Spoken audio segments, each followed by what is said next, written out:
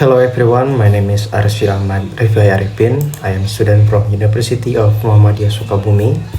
Right now, I'm going to tell you about foreign investment and multinational companies.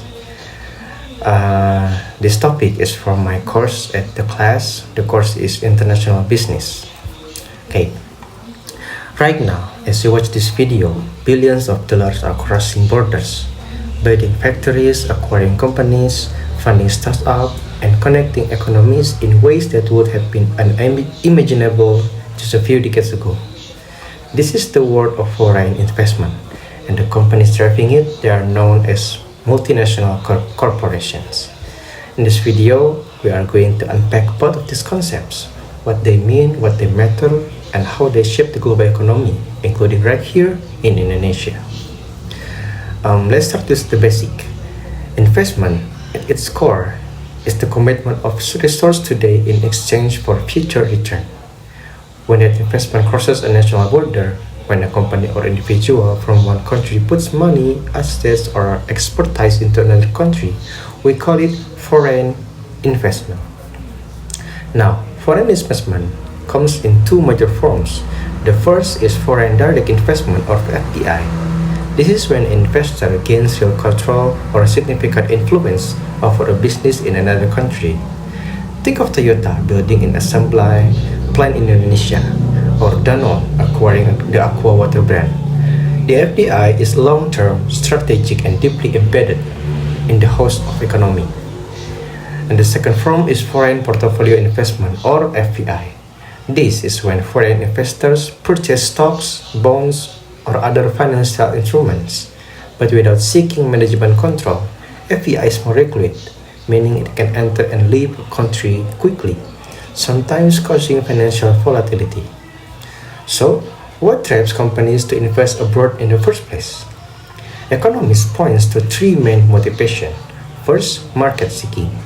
Companies want access to new customers in larger markets. Second, resource seeking. They want to access to natural resources, raw materials, or cheap labor. And the third, of course, efficiency seeking. They want to reduce costs by locating production where it is the most competitive. Professor John Dunning captured all of this beautifully in his famous OLIVE framework. A company will invest abroad when it has ownership advantage, like a superior technology or a strong brand. Location advantage, like a large market or abundant resource in the host country. And internationalization advantage, meaning it is better to control an operation directly rather than licensing it to someone else. Now, let's talk about the companies doing most of this investing. A multinational corporation, or MNC, is a company that controls productive operations in two or more countries. We are not talking about a company that simply exports products overseas. An MNC actually owns, manages, and coordinates assets and activities across national borders. Think about Unilever, operating over 300 factories in 69 countries, or Apple, designing in California, manufacturing in China and Vietnam, and selling to customers in every corner of the world. These are multinational corporations. UNCTAD, the United Nations body that tracks global investment, tells us that MNCs orchestrate approximately 16% of world trade. 80%.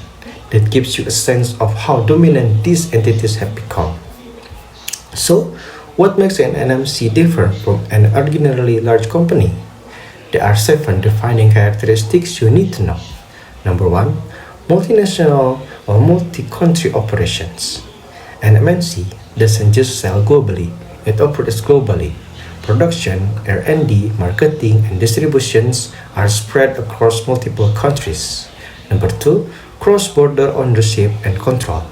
MNCs control their foreign operations through subsidiaries, joint ventures, or strategic partnerships, often owning more than 10% of the voting shares. Number 3, global strategic orientation. MNCs think globally. They make investment, pricing, and research decisions by looking at the entire world as one integrated marketplace, not a collection of separated countries. Number 4, cross-border resource transfer. MNCs transfer capital, technology, management know-how, and brand equity across borders. This is precisely why host countries compete so hard to attract them. Number five, integration into global value chains. Modern MNCs don't replicate the entire production process in every country. Instead, they slice the value chain, design here, components there, assembled by somewhere else, placing each activity where it is the most competitive. This is what economics call a global production networks. Number six, economies of scale and market power. Because they operate a massive global scale, MNCs can spread R&D costs, negotiate better deals with suppliers, and invest in marketing that no domestic company could afford. Some MNCs generate revenues that exceed the entire GDP of mid-sized countries. And number seven, the last number is complex management and governance systems. Running operations across dozens of countries with different languages, laws, cultures, and market conditions require sophisticated organizational structures, from global divisional models to transitional networks. Now, do MNCs and foreign investment always bring good news? The honest answer is it depends. On the positive side, FDI and MNC bring capital that local savings cannot provide. Technology spillovers that boost domestic productivity, job creation, and access to global market. Countries like China, Vietnam, and South Korea use FDI strategically as a ladder to industrial development. And it worked remarkably well, but there are real risks too.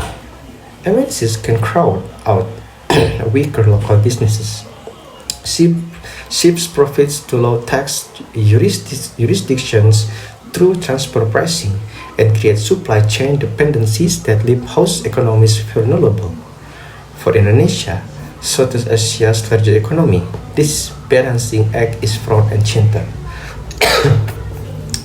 In 2023, Indonesia attracted over 654 trillion in foreign direct investment, driven by the government's downstream industrialization policy, and notably the ban on raw nickel exports. By restricting the export of raw materials, Indonesia is forcing MNCs to build smelters and processing facilities here, capturing more value from its own natural resources. It is a bold strategic bet, and a fascinating case study in how developing nations can be used trade and investment policy to climb the global value chain. Okay, let's bring it all together.